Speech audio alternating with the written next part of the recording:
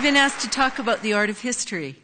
And my sense of history is, of course, completely influenced by the history that we know about Calgary through the amazing photographs and archives in the Glenbow Museum. I've learned that history is an artful dodger, pretending that time etches a tidy line, that places resist their own crumble and lurch, and that the air does not shiver with the breath of ghosts.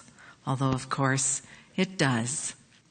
So history claims to be permanent, not a tent town ready to tear itself down and relocate overnight. Fences and outhouses here, one hell of a mess. Dirt and logs strewn beside the steel stitch line that meant Calgary was going to be railway big time. The horse hitched to the sagging clothesline knows that nothing lasts. So you move the tents across the river and pretend to build a city. And a perchance spark in the back wall of a flour and feed store becomes a conflagration that destroys 14 buildings, including a parrot, a family of mice, and 56 pairs of unsold long johns.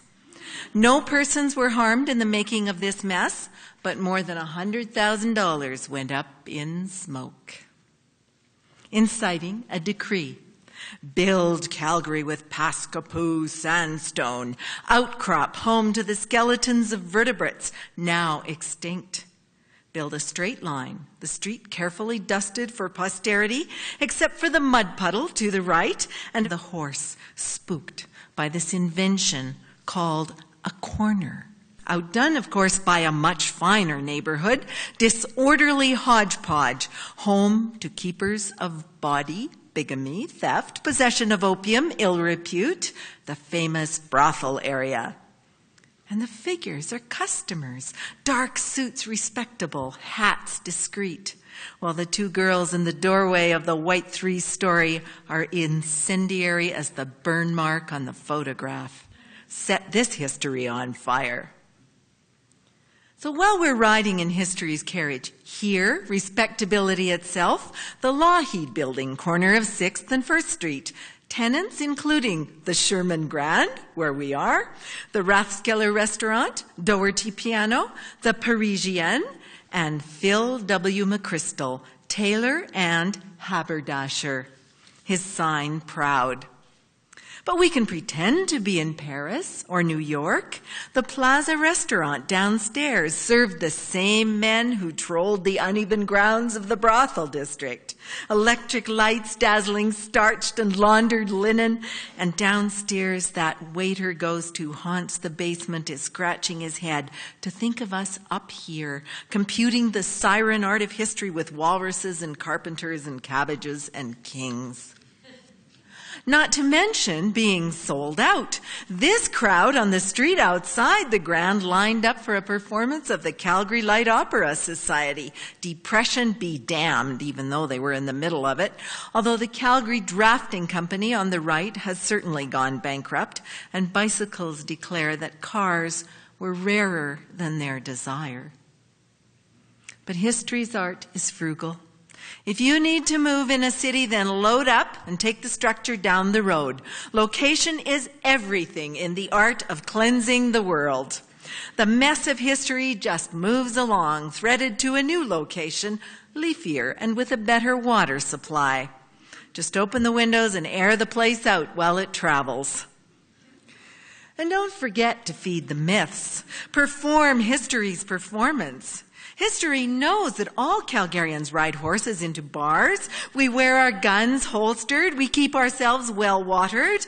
Lament the long-gone ashtray on the table, the stubby bottles of Labatt's 50, the ALCB glasses with their precisely measured line, and that all horses are clean and docile, even sleepy, like this one. But I'll take this guy. He's desperate for a wife, an advertisement for with an axe, and decided that he would wash some socks. In historical truth, he's a trapper and a coal miner, and in the winter of the blue snow, he almost managed to starve to death. Except he was saved, went back to Italy, met a famous soprano, and realized he could get someone else to do his laundry. If history composes requiems, if it insists on heroic deeds, its art is surely how a woman in snow as deep as her armpits managed to get a load washed and hung, managed to peg the clothespins, and even locate her glasses before climbing high on the snowbank to brag about the present. History be damned. There would have been laundry drying here too, but the parking lots and dumpsters have moved the clotheslines down the road. Only the fire escapes remind us of the art of history in a city built on the cinders of its mess and malfeasance, not to mention its special mavericity. So, a reminder then. The art of history is nothing more than a chicken and a chair. The cigarette, a prop of the don't mess with me variety, the place me if you can, and remember that I am your great-grandfather who has survived the taking of this photograph, not to mention the damned hen trying to peck my eyes out. Take the picture quick, honey, because history, it doesn't last.